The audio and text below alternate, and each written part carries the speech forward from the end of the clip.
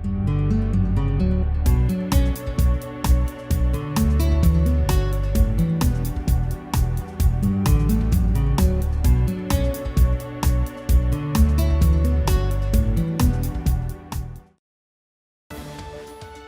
City of Bristol, providing beautiful parks, economic development, and a family-friendly community.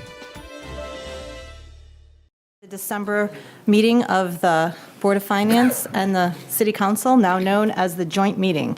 If you'd like to stand and join me in the Pledge of Allegiance. I pledge allegiance to the flag of the United States of America and to the republic for which it stands, one nation, under God, indivisible, with liberty and justice for all. Would the members of the joint meeting please introduce themselves, starting on my far left? That's me, right? Cheryl Tebow, Board of Finance. Josh Maduro, City Council. Jay Carrier, Board of Finance. Dave Perleski, City Council.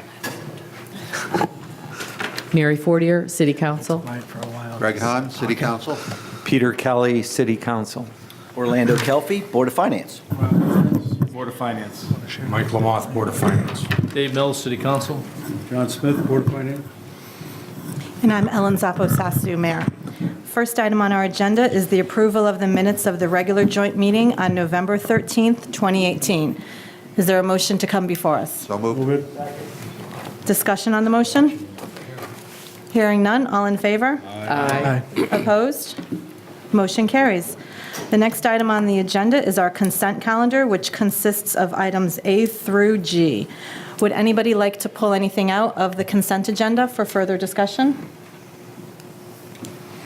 Hearing none, is there a motion to approve the consent calendar, item 2, A through G, as presented? Motion to approve. Second.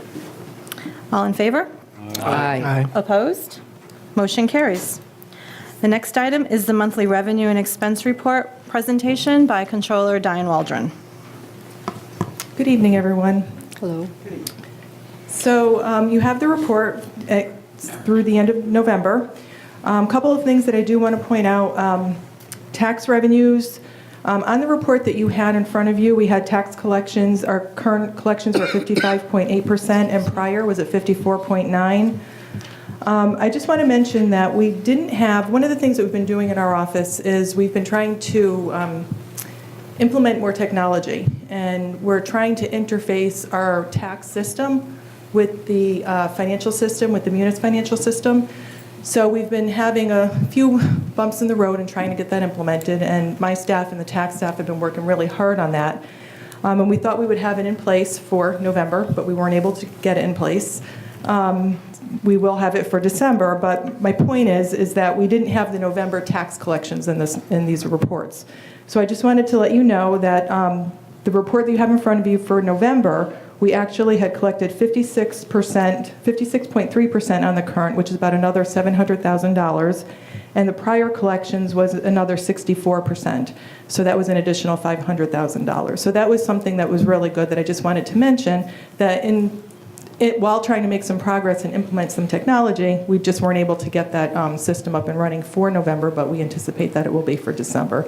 That interface is going to save a lot of time on my staff's time in entering all of the cash receipts on a daily basis from tax, and it will just be automatic from the tax system right into the financial system. So we're pretty excited about getting that done. The building permit revenue, that's at 65.2%. Again, that's through November, so that is coming in strong as well. Conveyance tax is at 48%, so not quite through the 50, almost at 50%, and only through November, so that's another positive. The good positive is the investment earnings. Right now, we're 86% of the budget. We've collected $431,000 in our investment income, and I believe through December, we will well exceed 50%. So I think that is a good trend that we want to keep, and it will definitely help at year end, and hopefully help generate a surplus at year end. The other thing that I did want to mention that is another bit of good news, which will generate a surplus. The tax assessor has recently just filed a supplemental motor vehicle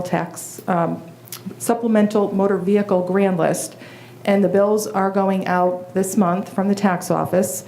The tax collector just sent me up a note this week to tell me what the billing was, and the billing for the supplemental was $2.16 million.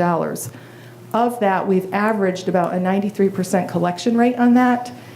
So I anticipate that the revenue brought in for the supplemental will be about $2 million. We budgeted 1.1. So I think that's a really good surplus that we can anticipate as we get towards the end of the fiscal year. So I just wanted to report on that. The supplemental is hard to estimate because that is something that fluctuates every year. So when we do budget that number, we tend to budget a little conservatively. So it is something that we will monitor and look at, maybe do we want to increase it next year when we go into the 20 budget or not. But my recommendation would probably to still be a little conservative because that number does fluctuate throughout the year, and we don't know what that could be. Any questions on any of the revenues? The expenditures, there's really nothing to report on the expenditures. We're about, through November. The Board of Education does come to the Board of Finance meetings. They're actually coming quarterly now to give presentations and identify any issues that they might have. At the last Board of Finance meeting, they didn't really mention any concerns at that point. They will have a written report for the next Board of Finance meeting, and then plan to be at the January board meeting. So if anybody on the council is more than welcome to come to that as well. Our audit is just about complete. They're gone. Now they're just trying to wrap up all of the odds and ends and last-minute items. We're hoping to have a draft. We were supposed to have it yesterday. We're hoping that we will have it by tomorrow, because our goal is to get it issued before the end of, we want to get it issued before the Christmas holiday. So that is our intent. So as soon as that is issued, you will all know. And our budget instructions have gone out for 2019, 2020 already. So everybody's all excited about starting to work on that. So with that being said, are there any other questions, any concerns? I have one question. Do you know if the business office of the Board of Education has the capability to utilize the tax software system you just mentioned? No, they Thank do you. not. It's specific just for tax billing. Anything else? Okay, thank you. Is there any other business proper to come before the joint meeting from members? Hearing none, is there a motion to adjourn? And happy birthday to Commissioner Calfee. Thank you for coming tonight. All in favor of adjournment? Aye.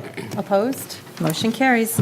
We will begin the city council meeting at 7 p.m. And welcome to the December city council meeting.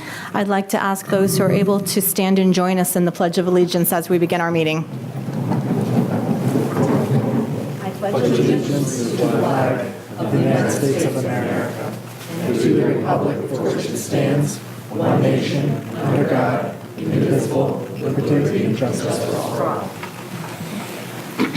Would the members of the city council please introduce themselves, starting on my far right? Peter Kelly. Greg Hahn, District 1. Mary Fortier, District 3. Dave Perleski, District 2. Dave Mills, District 3. Josh Medeiros, District 1. And I'm Mayor Ellen Zappo-Sassu. Thank you for joining us tonight.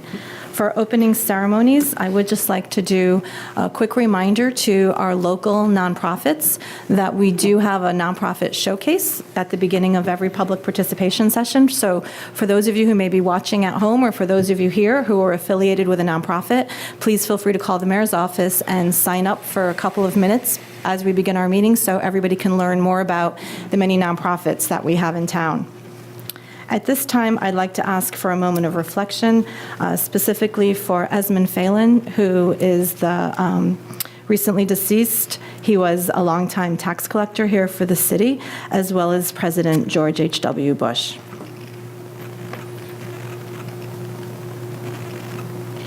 Thank you. The first item on our agenda is the approval of minutes of the regular city council meeting from November 13th, 2018. So moved. Second. Discussion or clarification needed on the minutes as presented? Hearing none, all in favor? Aye. Opposed? Motion carries. The next item is public participation, and we have 3 members who have signed up. The first member of the list is Jeffrey Caggiano, who is going to be speaking, I think, on Memorial Boulevard. Hello, Jeff Caggiano, 27 Cricket Hill Road. It's been about a year since I think I came to speak to all of you. I had spoken about the boulevard at that point, too. Very excited that we do have the money. I was concerned about not getting the money at that point from the state. But my other concern was that we were not in a real good position to plan. And it just so happens that I saw in the news the other day that Wallingford is going through some potential downsizing of their schools. And on the Board of Education, I'm just going to kind of ask from the city side that we work together to make sure that we have good plans in place. Wallingford is looking 3 to 5 years out to close one of their high schools currently due to stagnant enrollment and maybe even a little slightly declining. We are probably in a little better shape than that, but clearly we're adding another school to our system that really I've called another high school, and I know it's 6th to 12th grade. The other thing that I do want to call out is that I'd love to have the discussion about expanding the potential of the Arts Magnet School to a STEAM type of school. Science, technology, engineering, and manufacturing is something that we're doing better here in the city of Bristol, but we definitely need to pay a lot more attention to that, and I think we have an opportunity to be innovative and look at our current school structure and get things moving. So really what I'm looking at here, I have literally asked our Board of Education to bring this on our operations schedule for 3 times over the past year. And we currently have a do-nothing plan in place on the Board of Education. And I think we need to work together on the Board of Education and City Council and the Mayor's office to make sure that we have a good plan moving forward for our children. Thank you. The next person on the agenda is Todd Therian to speak on water rates. And Tom Monahan. How are you? I'm the president of Pequabic Golf Club, and we've been trying to work with the Water Commissioner Board. We've had 2 subsequent meetings. They've put into effect, as of January 1st, a price increase, which is a little short of 600% on untreated water. It puts us kind of in a perilous position. I have some handouts if you'd like to see them. I don't know if it's appropriate.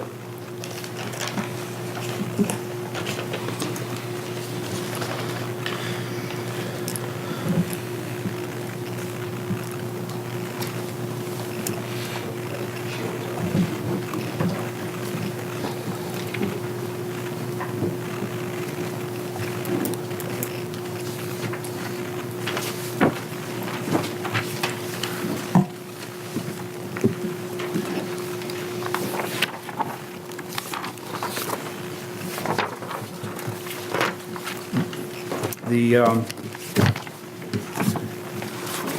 form that looks like a chart, and that was not prepared by me. That came directly from Rob Longo, the water superintendent. If you look below the boxes, you'll see years 15, 16, and 17, and there's a little blurb there for February of 18, which doesn't really have any bearing, but you can see under the current consumption, and this is billed in cubic feet, which equates to roughly 7.481 gallons for people like me that don't know what a cubic foot is. The reality of it is the cost per cubic foot is going from 0.00131 to 0.0075, which really equates to almost on the nose 572%. And if you examine 2016, in today's usage, we're looking at about $16,000 more water. Pequabic over the years, especially the last few years, has struggled financially. We're trying to get a better foothold financially and get the club moving in the right direction. We've had 2 meetings. There's been no ability to even want to negotiate, to try to do something to meet us in the middle. I also put together a sheet there for you that goes over basically some of the things that we do. We lease 7 holes from the city. It's like $27,800 and something dollars. We've got a 24-year lease remaining on an original 25-year lease that we're dealing with, which is it's going to increase 1% every year. And that land really is pretty much unused land. Basically, we maintain it, we groom it. It basically would, for the most part, be a hayfield. You can't build on it, it's watershed property. So we think we're a good neighbor. We're trying to work with the city, and it's just come to an impasse where we really haven't been able to go anywhere with it. The rates are going into effect January 1st. The water really doesn't come into play until we put the pipes in the ground. So the city doesn't move the water, they don't process it. We have our own pump house, we draw from the reservoir. We're the only people affected by this based on what the water department told me. Nobody else draws untreated water. Okay.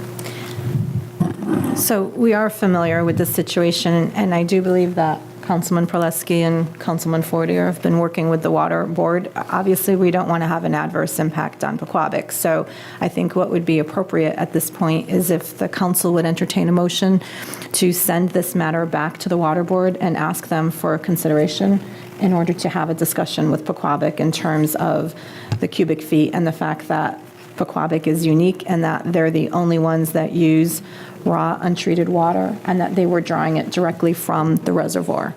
So there are no other clients of the water department, and frankly, there are very few other cases that we could find in the state or even in the region where this relationship occurs. So with that in mind, would somebody care to make a motion? I'd make a motion to refer to the Water Board. Second. Any further discussion on the motion? Councilman Fortier, are they meeting next week? It's scheduled at this moment, yes. Okay. All right. So my office will work with the superintendent's office. Yeah, we've had a very good relationship with some recent events that have taken place up there, and basically trying to do everything we can. So for the most part, it's been a good relationship. This is really the only area of concern. Yep, we understand. So we will continue this discussion about the consumption and the rates and how it's going to impact you, as well as how the water department is handling the sheer amount of water that you do use from an untreated standpoint. Okay. Thank you very much, everyone. Thank you. Thank you. Is there anyone else here at the meeting who either did not see the sign-up sheet or would now like to speak and address the city council that didn't have the opportunity to sign up? Okay. Hearing none, we will move on to announcements. Councilman Medeiros, why isn't the screen down and why aren't we showcasing our I don't know.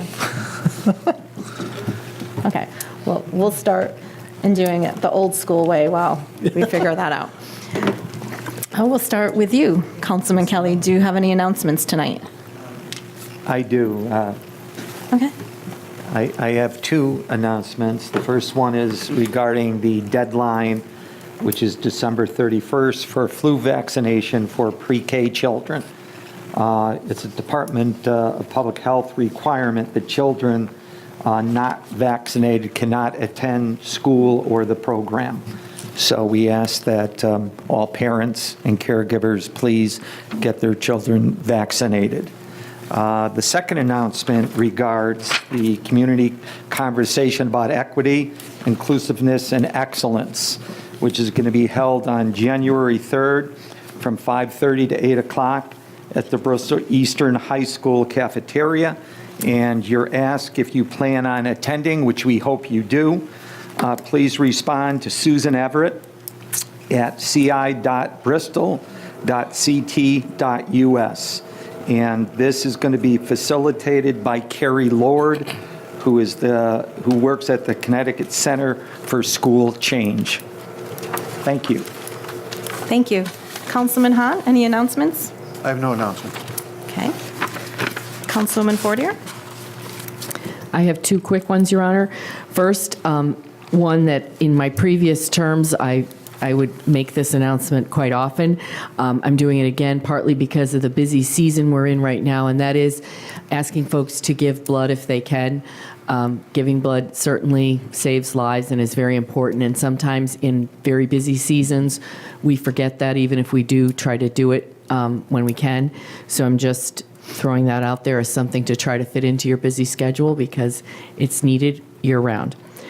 And the second item would be that this is the last week of open enrollment for the Connecticut Health Insurance Exchange. So if you or someone you know needs insurance or needs to reapply or re-enroll for the coming year, this is the last week to do so, and you can do that at Access Health CT online or at their office in New Britain. They have an office at 19 Chestnut Street in New Britain for folks in our area. Thanks. Thank you. Councilman Proleski? Thank you, Mayor. I have one. My announcement tonight really is part informational and part warning. Historically, the month of December is a substantial charitable giving month. And what I want to talk to our residents about is that I want to urge caution. We will be inundated this month with phone calls from purveyors and for very seemingly worthy causes, and I want our residents to be careful. A lot of times you don't get a lot of information. Never give your Social Security number or never give your charge card numbers out in these situations. Try not to commit if you get a solicitation from some entity you're not familiar with, so that what happens is you can discuss these possible donations with friends, family members, accountants, financial planners. And that leads me to the informational piece. If you are in the mode or frame of mind for charitable giving, there's a lot of great nonprofits right here in Bristol or in the surrounding area that can use your donation. I would urge you to either contact the United Way or the Main Street Community Foundation. If you go to the Main Street Community Foundation webpage, there's a piece for wish lists for local nonprofits.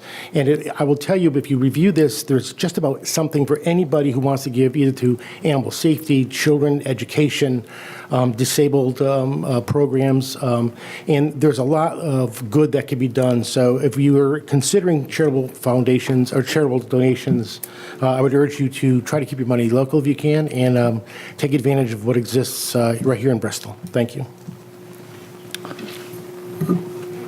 I guess I'm next. The only announcement I would have is just to remind everybody of the parking ban that's going into effect. Obviously, that means no cars in the street. I think it is from 1 in the morning until 7 or 6? 2. 2 a.m. 2 to the morning. But again, just be aware of that because the police will be issuing tickets, so be aware of that. That's all I have. Thank you. Councilman Medeiros? I just have two quick announcements. I just want to acknowledge the return of our police chief, Gould. He comes back from the FBI Training Academy in Quantico on Monday, December 17th.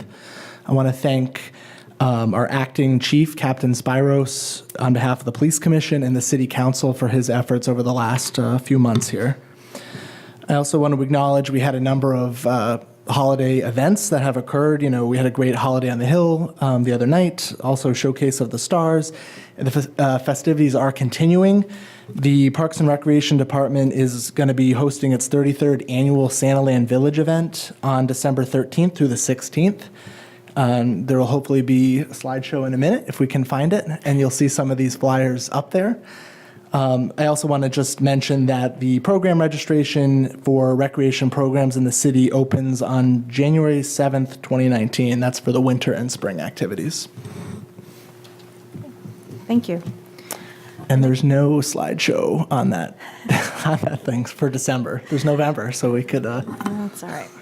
rethrow that up there. We were going to preview our lovely City Council holiday card too, but everybody will have to wait to get it in the mail. I would just like to do a quick shout out to former BDA Commissioner Jack Driscoll, who's visiting us here from Florida tonight. Did you miss us, Jack? Well, it's nice to see you, and thanks for all the years that you spent on the BDA helping Bristol. Any other announcements? Okay. For employee recognition, I had two specific groups that I wanted to do a quick shout out to. The first is our solid waste and our streets division of Public Works. They have really been stepping up over the course of the last month with our illegal bulk, with calling in things as they see them on their routes, being the eyes and ears for our city's code enforcement program. Just last week, we had two incidences where we've had illegal dumping. One of them was tires, and it was in a water course. Another one was on a dead end, and both of those were called in, and we were able to schedule cleanups pretty quickly. Those pieces are really important because we can't be everywhere, and I just really appreciate that as they're going about, they're being very proactive and multitasking and using their radios to call those back into the office. And just to really compliment what Councilman Perleski was talking about, two of our employee groups, both the fire department and the police department, are actively soliciting for charitable purposes this month. They're doing stuff with cruiser activities, and tonight, actually, several Bristol police officers are doing Shop with a Cop with underprivileged children at an event in Southington. And our fire department is also raising money as well across the city for their special charitable causes. And I think it's really wonderful when city employees take that extra step and become involved in the community in which they serve from a public service standpoint. So hats off to both of those groups. I will now turn the running of our agenda over to our city clerk for the consent agenda. There are 7 items on the consent agenda, so if somebody would like to waive the reading. Move to Motion waive to- the reading. Second. Discussion on the motion? Hearing none, all in favor? Aye. Opposed? Motion carries. Is there a motion to come before us for the consent calendar? Is there anything that anybody would like to discuss further and pull off at this time? Hearing none, is there a motion to approve items 5A through G? So moved. Second. Discussion further? Hearing none, all in favor? Aye. Opposed? Motion carries. Moving on to reports and committee reports, we'll start with the ordinance committee. Thank you, Your Honor. Agenda items 6A and B are motions to adopt amendments to ordinances after we've had public hearings. And agenda item 6A is a motion to amend Section 21-141, acceptance of certain non-conforming roadways. And the amendments really are to, were brought forth by staff, both engineering and public works, to modify the condition and terms under which we can approve a non-conforming roadway. And I ask for approval. So moved. Discussion on the motion? Hearing none, all in favor? Aye. Aye. Opposed? Motion carries. Your Honor, agenda item 6B amends section 18-136, the school building committee powers and duties. And that came forth from fine work done by our purchasing agent, Roger Russo, with the Memorial Boulevard's building committee. And it expands the authority in terms of who professional services that can be hired by the building committee. I ask for approval. So moved. Second. Discussion on the motion? Hearing none, all in favor? Aye. Opposed? Motion carries. And Your Honor, 6C is to schedule a public hearing on section 23-1. It reads as follows. I hereby move that the time and place of Wednesday, January 16th, 2019 at 4:50 p.m. in the first floor meeting room, City Hall, 111 North Main Street, Bristol, Connecticut, be set for the holding of a public hearing thereon by the Ordinance Committee, and that the city clerk publish notice of said hearing and proposed amendments to the Code of Ordinances as required by charter. Councilman, Chairman, if you would just make note, it is December 19th, 2018. Sorry. The Assistant Corp Counsel had thought that it was going to be January, but we called and said, did you really want January or December? So it should be December 19th, 2018. That's what we've advertised at this point because he clarified and said December. Thank you. So. Thank you. Thank you, Madam Clerk. Move approval as amended. Second. Discussion on the motion? Hearing none, all in favor? Aye. Aye. Opposed? Motion carries. And Your Honor, agenda items 6D1 and 6D2 relate to sections 18-132 and to 18-133. and it's to move for a time and place being set as December 19th, 2018, at 4:55 p.m. in the first floor meeting room, 111 North Main Street, Bristol, Connecticut, be set forth for holding of a public hearing thereon by the Ordinance Committee, and that the city clerk publish notice of said public hearing and the proposed amendments to the Code of Ordinances as required by the city charter. So moved. Second. Any discussion on the motion? Hearing none, all in favor? Aye. Opposed? Motion carries. And, Your Honor, in 6D, E, that was it. That was it for our ordinance. Should we move to code? Code Enforcement Committee. Okay, thank you, Your Honor. Agenda item 6E is a recommendation from the Code Enforcement Committee to the City Council to recommend the approval of a tax assessment freeze application for Alex and Sons Group LLC, the owner of 165 Hill Street, Bristol, Connecticut, for the rehabilitation of a blighted property with the restoration of a four-family structure per Section 5-57 of the Code of Ordinances for the City of Bristol. And, Your Honor, if you see, I drive by that every day. He did a great job. Yeah, and the interior pictures are very impressive as well, considering that that was a highly deteriorated building. So is there a motion to approve the tax assessment freeze as presented? So moved. Second. Discussion on the motion? Hearing none, all in favor? Aye. Opposed? Motion carries. Thank you, Your Honor. Before we move on to Salary Committee, I did have an additional item from Code Enforcement. Last week at our Code Enforcement meeting, we had a discussion about our continuing efforts with illegal dumping as well as homeless encampments. We do have a complaint-driven process for when we do find encampments that are on private property, that are adjacent to businesses, that in some way, shape, or form are in the right-of-way, and we need to go out and address that. We typically will send a group of code enforcement team members, as well as sometimes the police, as well as contacting the property owners in order to assess the situation. We are very fortunate in Bristol to have a social service safety net, so we also call upon our nonprofit partners, including Brian's Angels, the Agape House, St. Vincent de Paul, and others, to see if we could come up with constructive solutions. Recently, we had a complaint that came in about a very large encampment that was perched above the former Supernatural on the railroad tracks near the Firefly Brewery. And it was visible from the road. It looked abandoned, and after a couple of wellness checks over the course of the first few days after the complaint came in, we did come to the conclusion that it was in fact abandoned. But there was a lot of trash, refuse, tarps, and a lot of debris that were really kind of wedged into an area that was hard to access. So at the Code Enforcement Committee, when we were having this discussion about how best to handle it, one of our members came up with the idea of using some of our clients at Community Services who are looking for assistance with their rent to move into a new place. So one of the Agape House clients actually approached us, and they're looking to move into a new apartment, and they didn't have their security. So oftentimes we will make arrangements to pay for that security. At this point, the gentleman in question offered to do the work in exchange for the city to make a direct payment to his landlord for that security. So he worked diligently over 5 days on his own to break down and get rid of all the debris and the trash. And in return for that, instead of hiring a contractor or using any of our own city services, we, through Community Services and our usual approved program, made a direct payment to his new apartment landlord. And I really think that that is an indication of a lot of creative thinking. And I am going to pass around for the council some of the before and after pictures. But as of right now, that spot is cleaned up. And this is a model that we are going to see if we can emulate in different parts of the community as well. So I'll just put that through. You can look at them at your leisure. And now we'll move on to the Salary Committee. Thank you, Your Honor. The Salary Committee has 4 items on tonight's agenda, items 6, F, G, H, and I.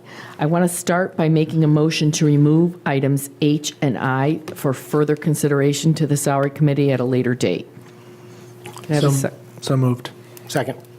Discussion on the motion to remove items 6H and 6I so that the Salary Committee can continue to review. Hearing none, all in favor? Aye. Opposed? Motion carries. So moving to item F, This is an upgrade to the position of Public Facilities and Energy Manager. This is a job that someone has been doing, and we are moving in the direction of making it more of an energy manager position. We've talked about energy here in our last several meetings. We won a bronze award from the state for our sustainability here. In other words, we've been working hard on this already, and we want to move forward. We're going to be forming an energy committee that has come out of the work of the Energy Task Force over the last several years. And so this is an upgrade to a current position to take into account the expansion into an energy manager position. I have one issue with the way this is printed in the agenda. When the Salary Committee voted on this, we made it effective January 1st, 2019, and it has come to our attention that the intention was to make it retroactive to July 1st, 2018, because the person has been doing these duties since July 1st of this year. So we need a motion to amend the motion that's currently on the agenda. I think, Therese, is that the right way to do this, to amend the current motion to make it July 1st, and then I will read it as amended, if that's okay. So is there a motion to amend the present language of the motion and change the date from January 1st, 2019 back to July 1st, 2018? So moved. Discussion on the motion? All in favor? Aye. Opposed? Motion carries. And now the main motion. The main motion is to improve and upgrade to the position of Public Facilities and Energy Manager, formerly the Public Facilities Manager position. From BPSA Salary Level 9, $75,485 to $97,520, to BPSA Salary Level 10, $83,008 to $106,741, effective July 1st, 2018, and to refer to the Board of Finance for funding purposes. Is there a second? Second. Discussion on the motion? I would just like to note that this is one of our integration models that we are doing with the Board of Education, and this position now covers both the city side and the Board of Ed side. Hearing no other comments, all in favor? Aye. Opposed? Motion carries. Item G is an upgrade to the Parks and Recreation Department Aquatics Supervisor, and as the motion reads, to approve an upgrade to the Parks and Recreation Department position of Aquatics Supervisor from BPSA Salary Level 5, $55,535 to $68,144, to BPSA Salary Level 6, $56,875 to $74,575, effective January 1st, 2019, and to refer to the Board of Finance for funding purposes. So moved. Second. Discussion on the motion.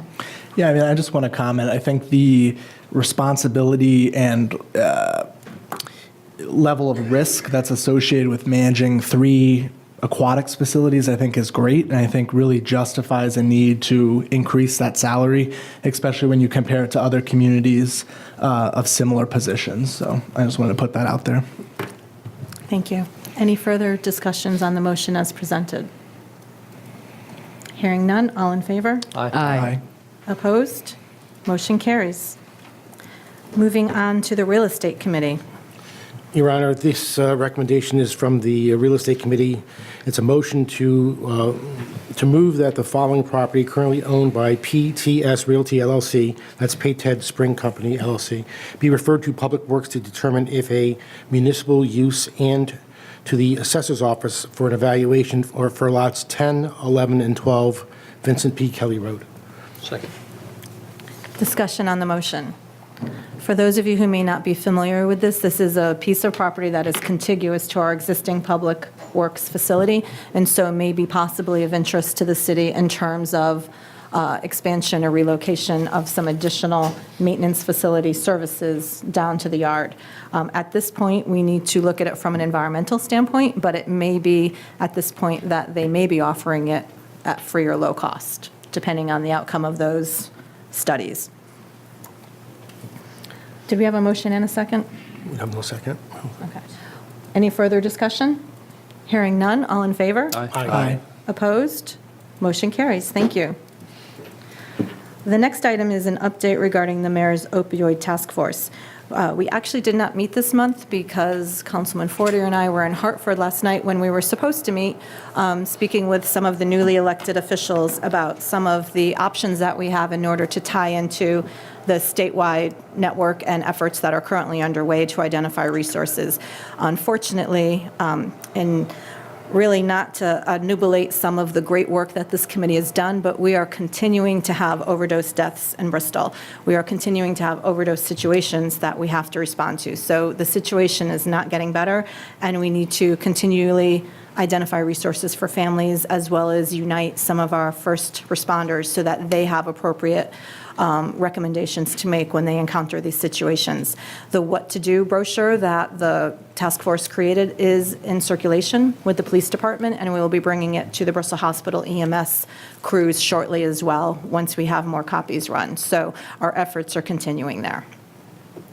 Moving on to the Memorial Boulevard School. Councilman Proleski, do you have a report? Yes, thank you, Your Honor. The Memorial Boulevard Interdistrict Building Committee meets every other Thursday. The next meeting is December 20th, and the committee is going to interview 4 contract managers that have been culled out of a group of applicants for job approval and hiring to run the construction contract for the building. How many? 4 groups? There are 4. Would you like to know them? No. How long is that going to take? Well, I would imagine 1 or 2 meetings, depending on the questions and what we get for answers. And really, that's the main topic of discussion for that group. But, Your Honor, what I'd like to do is ask that we bring another motion to the table, to the floor for consideration. Give a motion to add an agenda item for consideration. Okay, a motion has been made to bring onto the table a new motion concerning Memorial Boulevard. Yes, please. So moved. Second. Discussion on the motion to add a motion to tonight's agenda. Hearing none, all in favor? Aye. Opposed? Motion carries. This is to approve an amendment to 01 to contract 2P18-064B, architectural engineering services relative to renovations at Memorial Boulevard School with Quisenberry, Arcarian, and Malik LLC in the amount of $79,800 for a revised contract amount of $2,064,800, and to authorize the mayor or acting mayor to execute any and all documents necessary to effect said contract amendment. And, Your Honor, what this does is it adds to the scope of the original contract. Originally, the Board of Education was going to take responsibility for some programming activities, but through research and after reviewing it, we think it best to be part of the contract with the architects. Second. Question, Your Honor. Yes. What's the normal procedure on this? Is this something that is normally farmed out and done outside the programming, or is it normally done inside? And why would the Board of Education give up that responsibility? Can I call on Mr. Russo, Yeah. who maybe is better to answer that question than me? Yes, good evening. Ultimately, when we just started writing the scope of services for the architect, we go through a number of typical things that you would reasonably expect the architect to address. That may be survey, it may be geotech, a lot of different efforts. One of the things that we assumed that the Board of Education would be addressing internally would have been the educational programming requirements. And they did cover a lot of ground with their educational programming by their submission that they had made last November to the Board of Education. The further that they get into it, because of this building being a little unique to what the Bristol school environment currently is, they realized that this is a pretty big undertaking for them to take on directly. The more that they started looking at it and the conversations with the architect, they recognize that they really need a fully comprehensive document to go back to the state of Connecticut. So it's not a normal type of thing, but then again, this isn't your normal type of facility that we'd be bringing online for the Board of Ed. What will the scope include? The scope includes actually going to a number of similar sites to try and understand how other magnet schools, such as this, that are arts magnet schools, are structured, trying to understand what are the capacities that we have internal to the Board of Education, and trying to map it up to what are the functions that would be needed to an addition, and then start mapping out the individual spaces that would be relevant to covering whatever those program elements are. So typically speaking, what would have been in the educational spec that was provided already would have been a lot of very specific information, such as we need a classroom this size for this specific program. Ultimately, the Board of Education's main goal was trying to get an educational spec to the state of Connecticut as quickly as possible to make sure that we secured the funding. And in so doing, there are some things that really needed to be filled in that a little bit more thoroughly. And the architect is perfectly suited to be able to do that. Will they be determining programming? No, the programming committee for the Board of Education will be determining the programming. They're simply providing guidance to what types of things that they should incorporate into their programming guidelines. So do they need something from the Board of Ed to determine what they want to do? In other words, if you're going to decide that you need X amount of space for X amount for this activity, you would need to know what the activity is, I would think, before you develop the space. Correct? So yes, and what I probably should have prefaced this with is that the Board of Education does have a programming committee that they've been working with. They have staff, teachers, and program managers that are asking questions in terms of what types of programs would be addressed through this facility and what would be the migration between the existing structures into this facility and vice versa. So should the Board of Education's programming come first then, so that they're determining what they need, and then these people will tell you what kind of space you need and how it will be developed? Is that how it works? Or I mean, it would seem that would be the natural sequence. Yeah, it's kind of an interactive process. Currently, we need to make sure that we have all the programming in place before the architect can really start putting pen to paper to start deciding what spaces are really required within the structure. So this exercise is something that's generally speaking an educational document, but given its sensitive nature to a new type of facility for us, it makes sense to bring in the architect as an integral part of it, so that as they start doing those drawings, then they can incorporate what the ed spec needs are.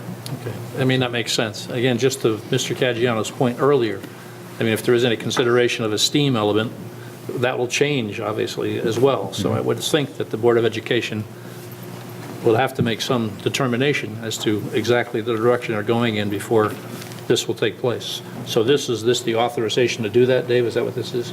This is an authorization to amend the contract to include that So as part of the we can review. add this. Correct. Okay. All right, thank you for the clarification. Thank you. While you're still at the podium, though, I am continuing to be concerned about the fact that with all of the educational programming that needs to be planned out with that subgroup that will be working with the overall building committee, I don't want to lose sight of the fact that this is a two-pronged project, and with special attention given to bringing the theater back online sooner rather than later. Where does that fall in the sequence, or have they not gotten that far yet?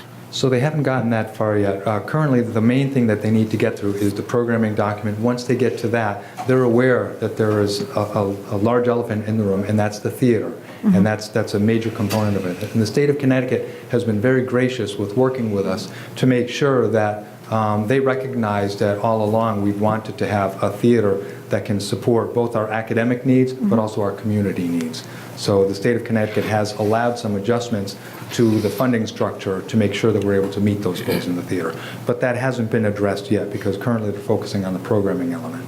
Okay, because, you know, there's a centennial anniversary coming up in 2021, and I keep hearing different timelines from an educational specificity, but the school and the theater were built in 1921. It would be great to have some type of recognition that having a piece of this online in time to really enhance that as a community celebration would be great.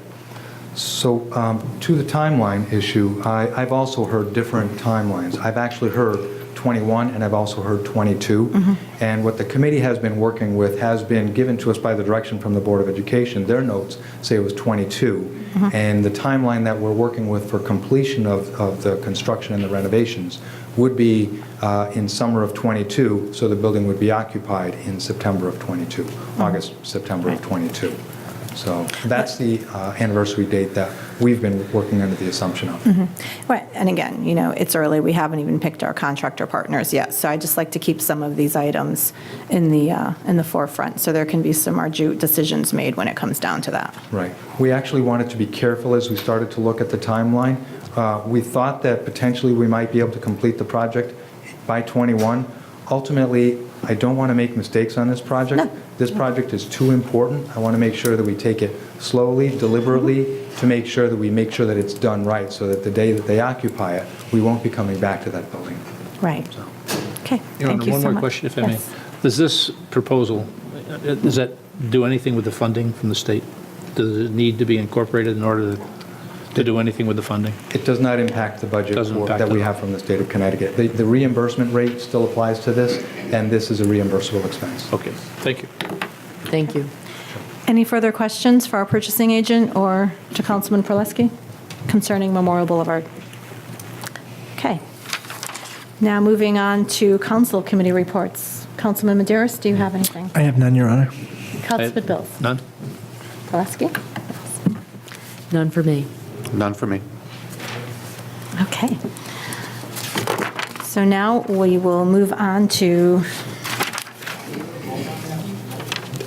did we vote on, the change order? Okay, I don't think we did. No, we didn't. Okay, moving back to Thank you. the change order. Thank you, Attorney Steve.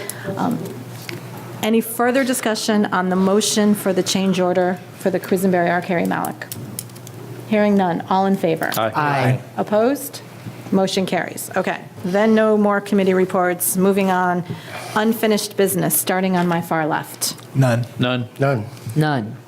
Your Honor, I just have one question. I go down Jerome Avenue quite a bit, and I noticed that in light of the tragic fatal accidents that were on Route 6, there's some pedestrian crossing lights that were installed on the corner of Route 6 and Jerome Avenue. And I was wondering if there's any other plans to expand on that in other areas of Bristol for safety reasons.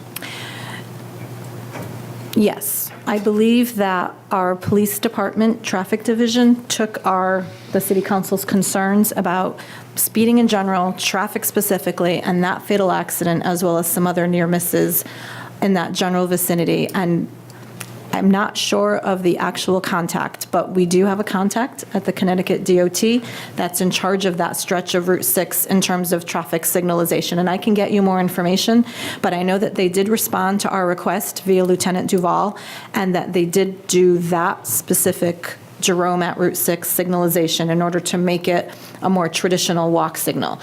We've had some difficulty with some of these intersections in that they don't control the light, and it's very confusing to some people about when it is actually appropriate to cross. So Lieutenant Duval is handling that, and he has asked them to also look at other intersections in that same stretch that have that heavy traffic use. So I can get you more information as I hear about it from the traffic division. I appreciate it. Thank you. Thank you. Councilman Kelly? Thank you. Okay. I just had one quick question for unfinished business. We had referred to ordinance, elderly tax assistance. Is that in committee? It is. Okay. Great, thank you. Moving on to new business, starting with Councilman Kelly. None, thank you. None for me either. None for me. Thank you. None. None? None. Okay. And then under item 8, we do have our traditional update on shared services and regional initiatives. I do have just a quick list to update the council, as well as the rest of you who may be following our initiatives. We are actually meeting with Plainville shortly because the shared building services and inspections is going very well, almost too well to the point that we may need to augment that agreement with some additional hours. And to date, there still has not been a negative impact on our own City of Bristol inspection work. We do have one vacancy in that department, and we will be filling that hopefully within the next 6 weeks. We had a great synergy occur last week when the police department asked to have some maintenance and updates to their break room. The furniture is actually in disrepair, and I talked with our new building facilities manager, Peter Fusco, who is handling both sides of Board of Education and the city, and he was able to identify a set of 10 chairs that don't have sidearms, which is important for when they're taking their breaks and they have all their belts and their gear on. They actually can't sit in chairs that have sidearms. So we were able to identify 10 chairs at no cost to the city that were being brought to the lounge at some point last week. And then due to an existing relationship we have with a vendor, we have a table that is being donated as well. well. And then there'll be some routine maintenance and painting that will be done at very minimal cost to the city. So again, communication and collaboration is definitely already paying dividends for us. We've also been approached, and I think that we are going to try to be a partner with the Connecticut Technical Education Career Systems, who are looking for municipalities who have active code and inspection programs to offer ride-alongs to people who are in this field and gaining education in order to give them a taste of what actually being an inspector is before they finish their degrees. And that will be at no cost to us or to the Connecticut Technical Education Career System.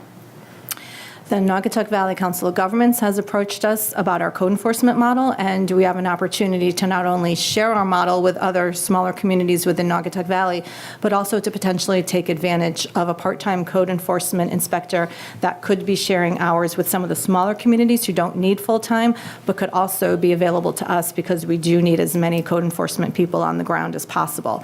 So all of those things have happened since our last council meeting, and I think still point in the direction that shared services, regional cooperation are definitely two themes that I think are very important, especially as we head into the budget season.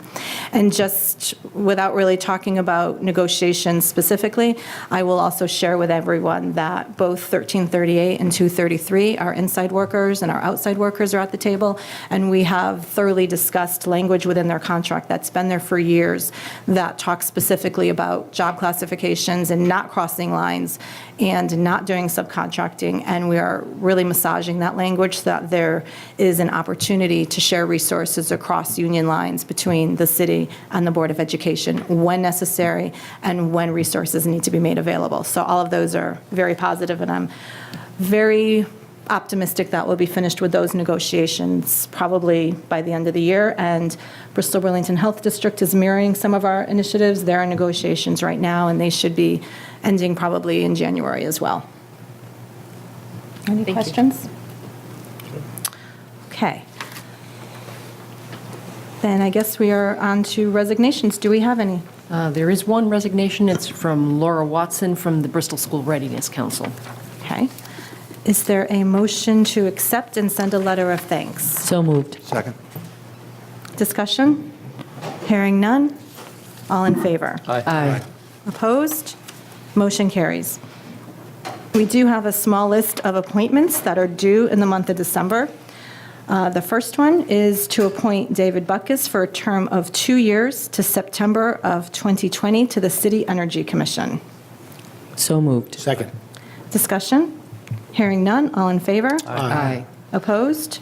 Motion carries. And for our viewing public, I still need 2 members for 3-year terms on the City Energy Commission, and they can be either from the Republican Party or unaffiliated voters. The next appointment is to reappoint Brittany Barney to the Bristol Historic District Commission for an unexpired term to January of 2020. So moved. Second. Discussion on the motion. Hearing none, all in favor? Aye. Opposed? Motion carries. The next one is a mayor's appointment and doesn't require a vote, and it is to reappoint Ricky Bouffard for a 5-year term to the Bristol Housing Authority. Term will end December 31st, 2023.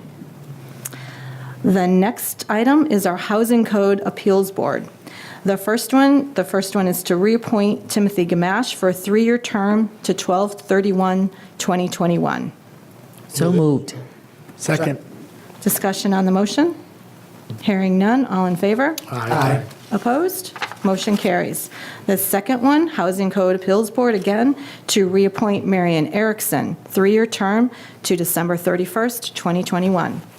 So moved. Second. Discussion on the motion. Hearing none, all in favor? Aye. Opposed? Motion carries. And the last one for the Housing Code Appeals Board is to replace Dennis France with Christina Kosh, 3-year term to 12/31/2021. So moved. Second. Discussion on the motion? Hearing none, all in favor? Aye. Opposed? Motion carries. The next is to reappoint Mary Ellen Holden, a 3-year term to December of 2021. And for those of you who might think this sounds familiar, she actually filled a vacancy for a commissioner who failed his attendance requirement last spring. That term ends this month. I'm reappointing her for a 3-year term. So moved. Second. Discussion on the motion? Hearing none, all in favor? Aye. Opposed? Motion carries. For the Board of Police Commissioners, I'm making a recommendation that we replace David Makowski with Rory Gio, a 3-year term to December of 2021. So moved. Second. Discussion on the motion? Hearing none, all in favor? Aye. Opposed? Motion carries. For School Readiness Council, we do have a vacancy that I'm waiting for the Board of Ed to make an appointment and a name. It goes as part of a current vacant position at the Board of Ed's job description, so we'll take that up in January. For the Board of Water Commissioners, the 2 motions to come before us. The first one, to reappoint Elizabeth Phelan for a 3-year term to December 2021. So moved. Second. Discussion on the motion. Hearing none, all in favor? Aye. Opposed? Motion carries. And the second Water Commissioner appointment is to reappoint Romero Suarez, 3-year term to December of 2021. So moved. Second. Discussion on the motion? Hearing none, all in favor? Aye. Opposed? Motion carries. And the last one is to reappoint Juan Calderon, our under 21 years of age representative to the Bristol Youth Commission for a 3-year term to December of 2021. So moved. Second. Discussion on the motion? Hearing none, all in favor? Aye. Aye. Aye. Opposed? Motion carries.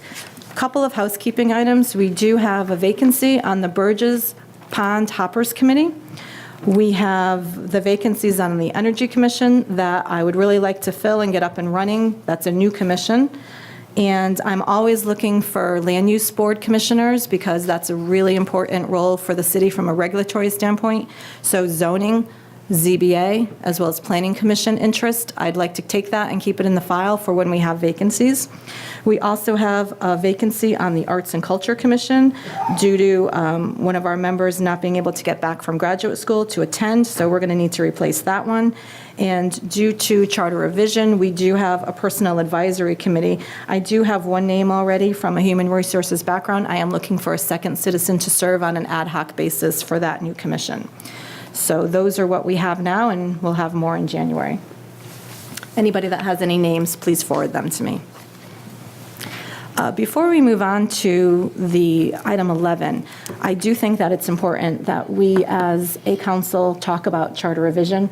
We had a very successful route last time with all of our recommendations being approved. The Charter Revision Commission really worked very well together. I have polled them, and 6 of them are willing to come back and serve again, which is something that I would like to recommend. We would need 1 new name in order to make a panel of 7. That being said, I was talking with Corporation Counsel Clift earlier today about how best to do this and kick this off, because we do have to look at what sections and what our goals are, as well as appointing those members. And he had an interesting thought about how to go about this that I would like you to share. It's really not a new idea. I can't take credit for it. But in the past, we did have, through ordinance, a charter revision committee structure.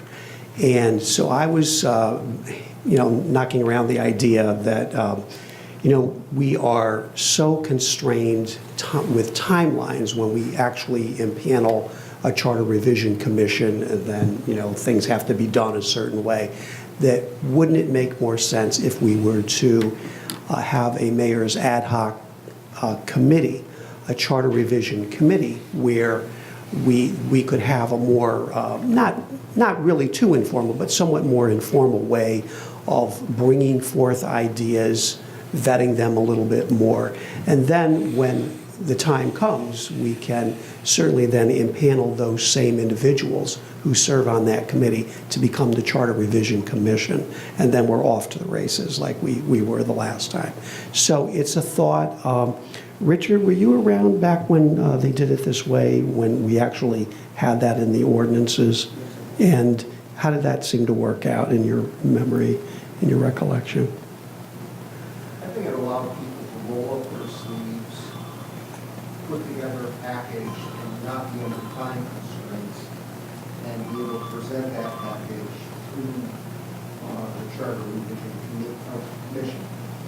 A little more, Seemed to work well. a little better give and take without quite all the formality. And hey, I think it was a little more free flowing, and that might help with the generation of ideas. I mean, there were a lot of moving parts in this last session, and I think our Charter Revision Commission did a very good job, but, there were a lot of moving parts. There were a lot of interdependent terms and so on, and I think that a committee might be better able to, sort through all of that first, and then we go forward with the commission. So I bring that forward for your So consideration. can you just hone in briefly on the difference between what we did last year when we started in late winter, where we had is it that we had a pre-decided list of things that were forwarded to Charter Revision and then they could take up anything else? This would not have that component. Is that the difference? Well, it would be, we could still submit, ideas, but it would go to this committee first. Mm-hmm. The committee would be able to generate its own ideas of what would be needed to. And then it would kind of funnel down to, okay, these are the things we're going to decide right now. These are the things that we're really funneled down to. These are the things where we really need to work on. And so then we impanel that commission, and it's less distracting, I think, if we vet everything first, and then and again, it's complete transparency. It's a committee under FOI. There will be minutes just like any other committee. Does this change the time frame in the sense that could this committee meet through a lot of 2019 and not have a commission till possibly 2020?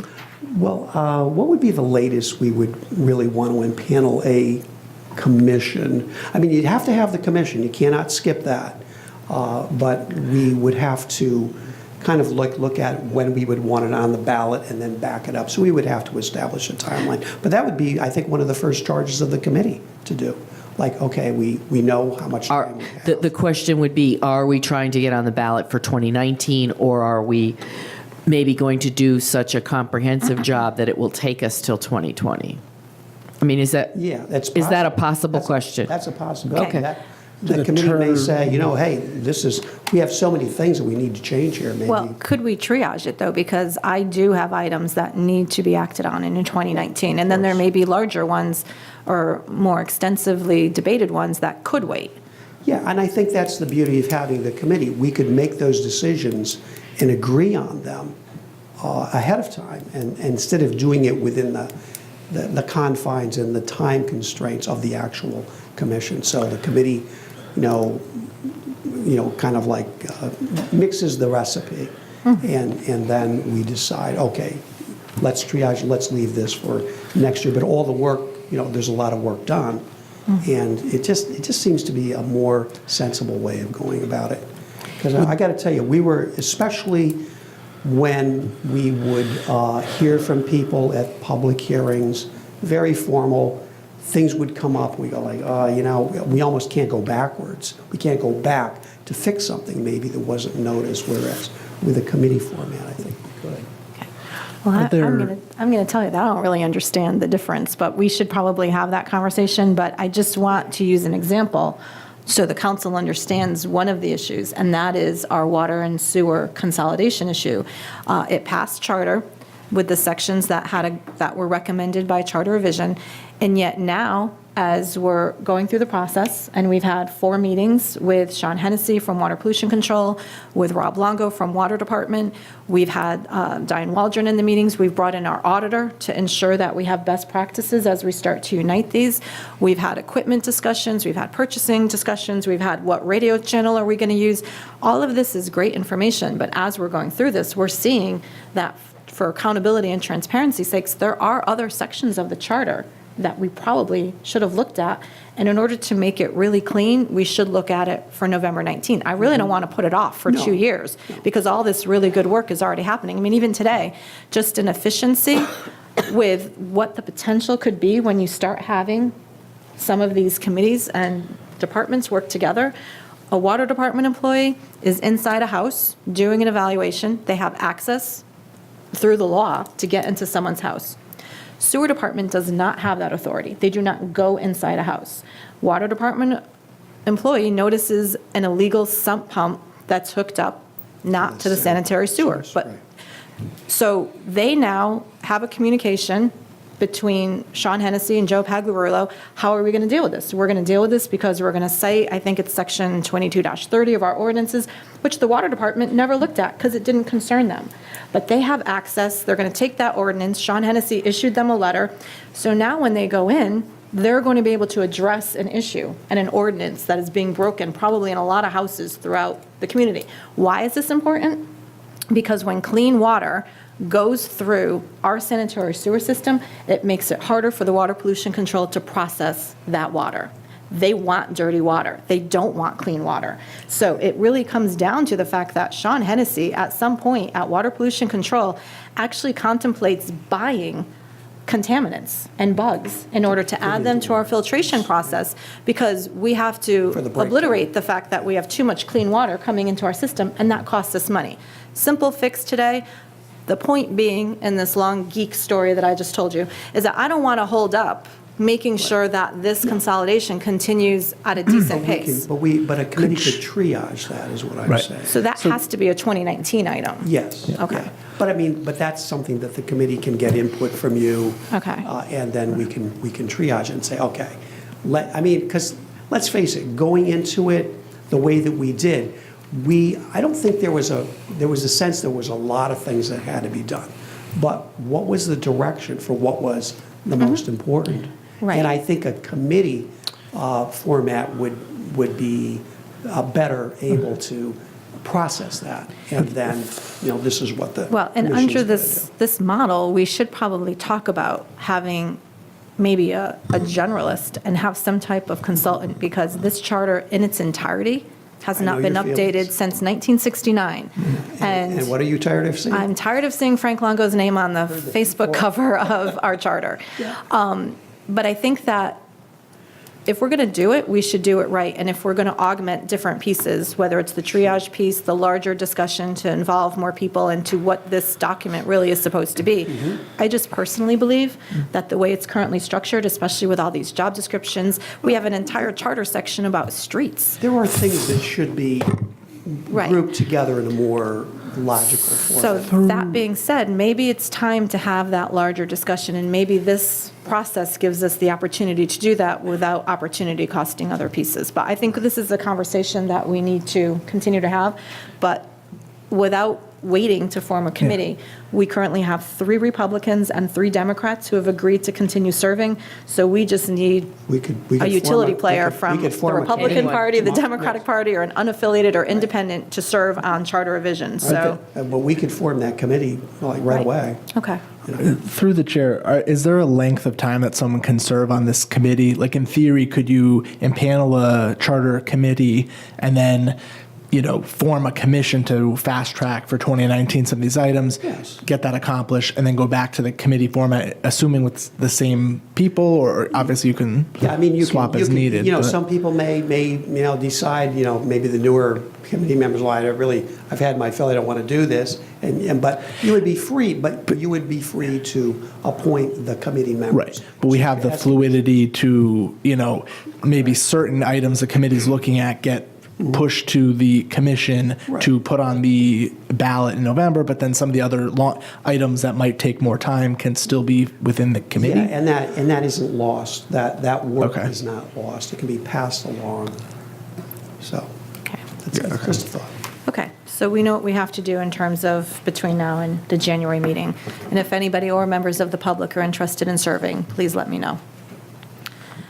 Okay, so now we're up to our business portion of our agenda, and I will turn it over to Therese. I will just give the warning that we do have 2 resolutions plus an addenda, so people may want to get ready so that we have those at the handy so that they can be read.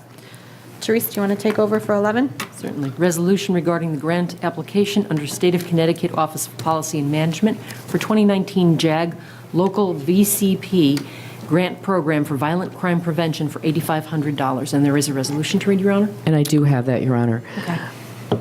Approval to, excuse me, I'm just not sure. There we go. Be it hereby resolved by the City Council of the City of Bristol, Connecticut, that the filing of a grant application under the State of Connecticut Office of Policy and Management for the 2019 JAG Local VCP Grant Program for Violent Crime Prevention for $8,500 is hereby approved, and that the mayor, Ellen Zappo-Sassu, or acting mayor, and the chief of police or the acting chief of police are hereby authorized to execute such application and any and all other documents relating to this application/funding/grant, including but not limited to any final funding/award/grant documents. Be it further resolved that this matter be referred to the Board of Finance for any necessary action. Second. Discussion on the motion? Hearing none, roll call vote, starting on my far right. Yes. Yes. Yes. Yes. Yes. The chair votes yes. The motion is approved. Item 12, resolution regarding the federal fiscal year 2018 State Homeland Security Grant Program with Connecticut Department of Emergency Services and Public Protection. And there is a resolution to read, Your Honor. Does anybody have the resolution? I have the resolution, Your Honor. Okay. Be it hereby resolved that the City Council of the City of Bristol, Connecticut may enter into and deliver to the State of Connecticut Department of Energy Services, Emergency Services, and Public Protection, Division of the Emergency Management, a memorandum of agreement regarding Homeland Security grant funds for DEMHS Region 3, including any and all documents which it deems to be necessary or appropriate. And be it further resolved that Ellen Zappo-Sassu, as mayor of the City of Bristol, is authorized and directed to execute and deliver any and all documents on behalf of the City Council of the City of Bristol, Connecticut, to do and perform all acts and things which she deems to be necessary or appropriate to carry out the terms of such documents, including, but not limited to, executing and delivering all agreements and documents contemplated by such documents. The town clerk further certifies that Ellen Zappo-Sassu holds the office of mayor and that she has held the office since November 13th, 2017. Be it further resolved, this matter be referred to the Board of Finance for any necessary action. Second. Discussion on the motion? Hearing none, a roll call vote, starting on my far left. Yes. Yes. Yes. Yes. Yes. Yes. And the chair votes yes. The motion is approved. Okay. And item 13 is to nominate and appoint an acting director of human resources. Okay, for this item, I want to call up our Corporation Counsel again because I've not been very involved in this, but I will just give a brief overview that per, again, charter language, we are prohibited from appointing Linda Milia, who is our acting Assistant Human Resources Director, to a successive term as Acting Human Resources Director, which is thus necessitating us to do something a little different in the interim as we're still searching for a human resources position. So in order to handle this, we are going to be bringing on another acting director, and I believe that Dale has an agreement that we're going to have for 10 hours for professional services.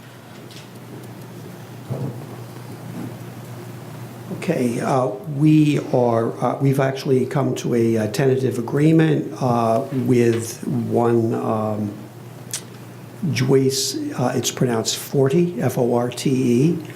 She is a former Director of Human Resources for Branford. I think so. I think it was. And what we've kind of settled on was, of course, I have an agreement that I've drafted and she's reviewed and is in agreement with it. But the highlights of the agreement would be she would be hired as an independent contractor. There would be no benefits. We would expect that she would work approximately 10 hours a week. She would be paid a rate of $95 an hour, carry her own workers' compensation and all of that. We would get a taxpayer ID number. There are some other details, but those are really the highlights.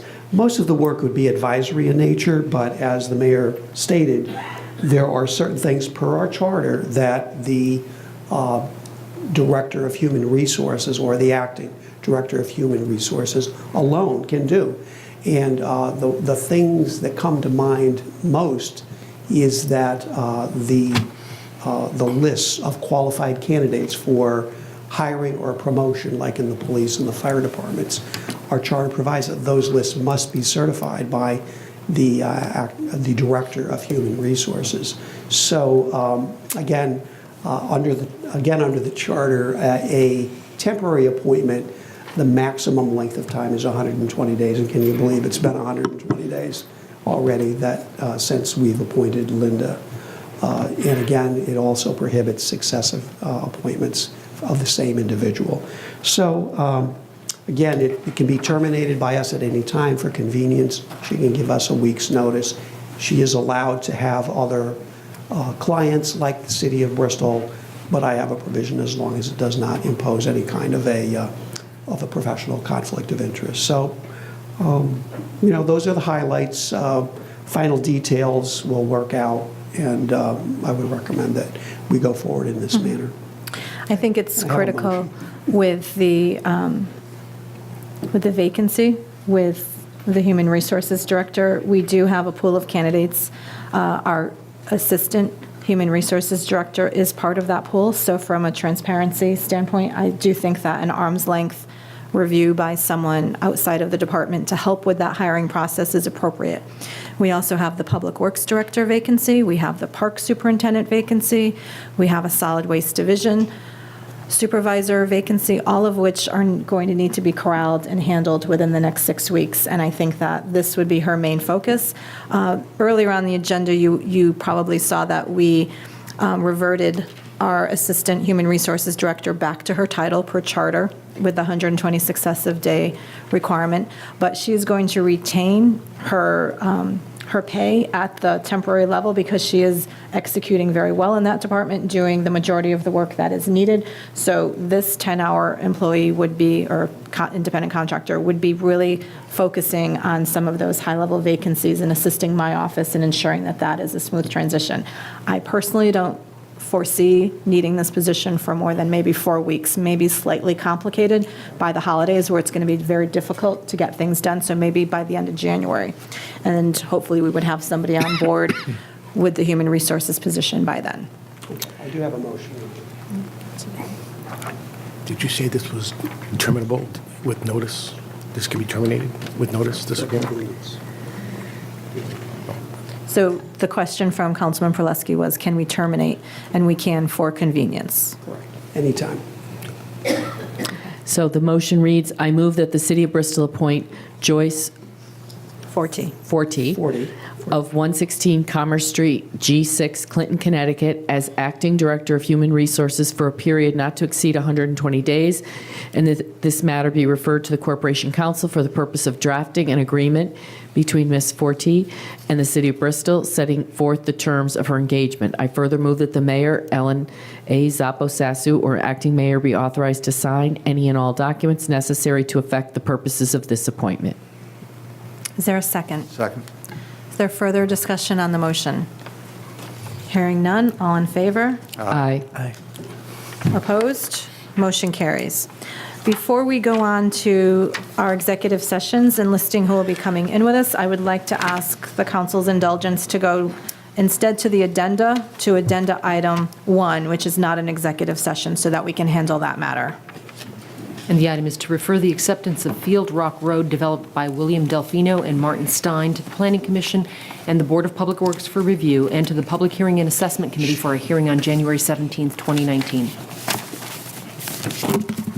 Is there a motion? So moved. Second? Second. Any further discussion on the referral?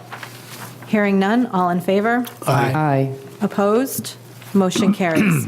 Going back to the main agenda, we have 3 executive sessions there and 1 on the addenda, and I'd like to ask Corporation Counsel Cliff to tell us who will be accompanying us in for 14, 15, 16, as well as addenda 2. Okay, I'd like to take them in the following order. Number 14 first, that is the matter of Sheriff Campbell versus Adam Quinn et al.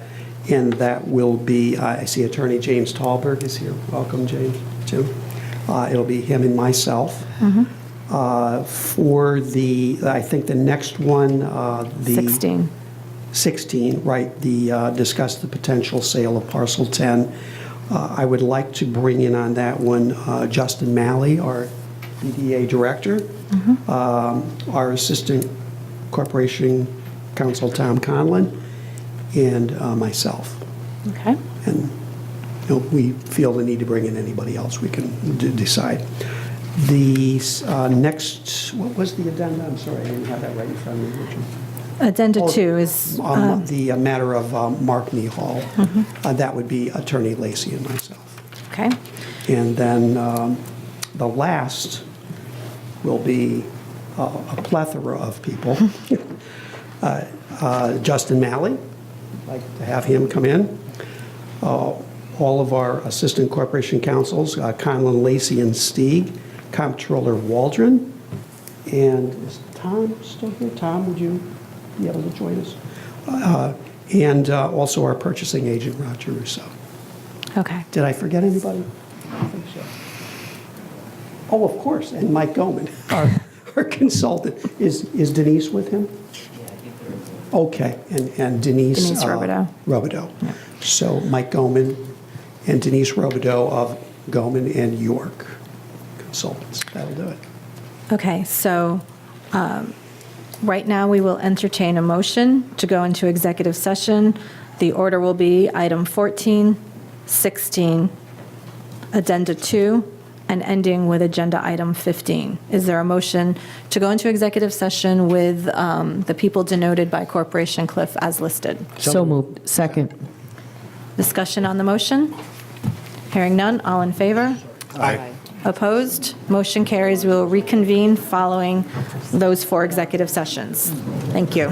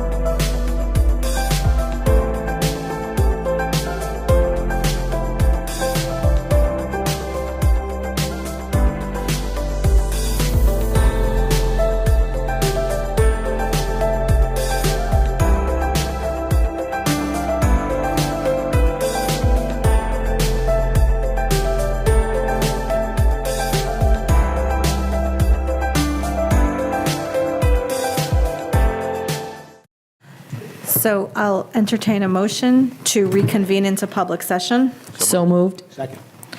Discussion on the motion. Please let the record reflect that no votes were taken in executive session. All in favor? Aye. Opposed? Motion carries. So going back to our agenda, we considered 4 items in executive session. Are there any motions to come before us? There is, Your Honor.